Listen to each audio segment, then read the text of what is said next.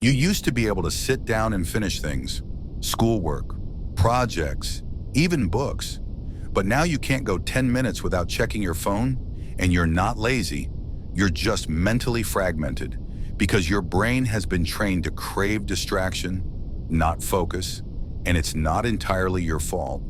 Every app on your phone, every notification, every short-form video, it's all designed to pull you in, to give you little hits of dopamine that feel good for a second, but ruin your long-term ability to concentrate. The modern world has rewired your brain to prioritize novelty over depth, speed over substance. And if you feel like your brain is broken, you're not alone. You're living in a system that profits from your attention being scattered. The more distracted you are, the more time you spend on platforms, the more data they collect, the more ads you see. It's a game and your focus is the prize. But here's the truth. You can fix it, not instantly, not overnight, but you can train your focus like a muscle. And the first step is to become aware of how fractured your attention really is.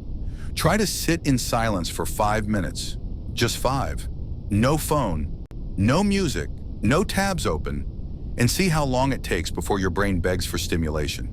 That's your baseline. And from there, you start rewiring.